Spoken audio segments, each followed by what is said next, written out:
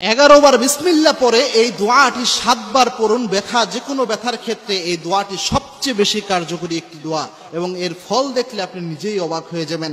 আল্লাহর হাবিব সাল্লাল্লাহু আলাইহি ওয়াসাল্লাম এই দোয়াটি নিজে শিক্ষা দিয়েছেন। একজন সাহাবী তিনি তার ব্যথা নিয়ে রাসূল সাল্লাল্লাহু আলাইহি ওয়াসাল্লামের দরবারে এসেছিলেন। আল্লাহর হাবিব সাল্লাল্লাহু আলাইহি ওয়াসাল্লাম তাকে এই দোয়াটি পড়ে ফু দিয়েছিলেন। এই দোয়াটিকে বলা হয় পেইন রিলিফ দোয়া।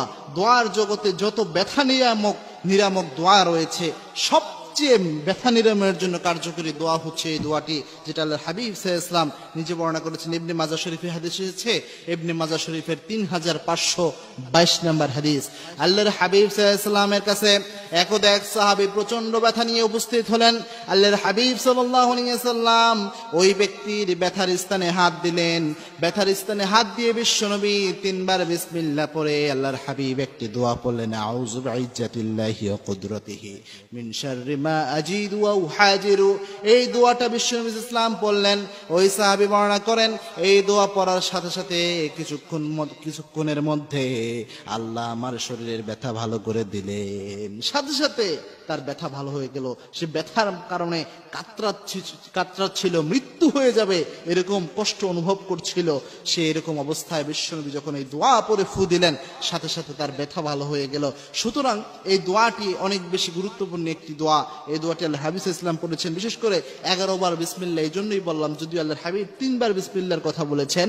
বিসমিল্লাহ কিন্তু অনেক গুরুত্বপূর্ণ একটি আমল ব্যথা ভালো করার ক্ষেত্রে। রোম সম্রাট কায়সার একদা ওমর রাদিয়াল্লাহু আনহুকে বললেন যে আমার মাথায় প্রচন্ড ব্যথা আমি অনুভব করি, সেক্ষেত্রে কোনো আমল রয়েছে কিনা। ওমর রাদিয়াল্লাহু আনহু রোম সম্রাটকে একটা টুপি হাদিয়া দিলেন।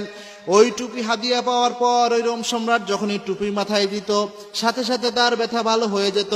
আবার যখন তিনি টুপি মাথা থেকে খুলে ফেলতেন, সাথে সাথে তার ব্যথা শুরু হয়ে যেত।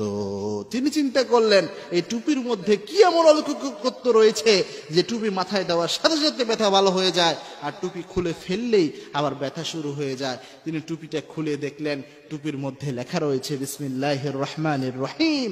তিনি বুঝতে পারলেন যে হয়তো এই বিসমিল্লাহর কারণে আল্লাহ রাব্বুল আলামিন এই বরকত দান করেছেন যে টুপি মাথায় দিলেই আমার ব্যথা ভালো হয়ে যায়। সুতরাং টুপি মাথায় দিলে যেহেতু বিসমিল্লাহর কারণে তার ব্যথা ভালো হয়ে গিয়েছে, এই বিসমিল্লাহ কিন্তু অনেক গুরুত্বপূর্ণ।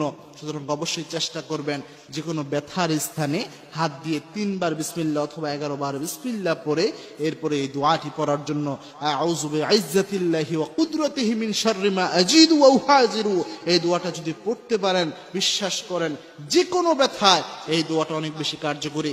এবং সূরা ফাতিহা পড়বেন, কারণ আল্লাহর হাবিব সাল্লাল্লাহু আলাইহি ওয়াসাল্লাম বলেছেন সূরাতুল ফাতিহা হচ্ছে সূরাতুশ শিফা, রোগ মুক্তির সূরা। যে কোনো সমস্যার ক্ষেত্রে সূরা ফাতিহা কাজে দেয়।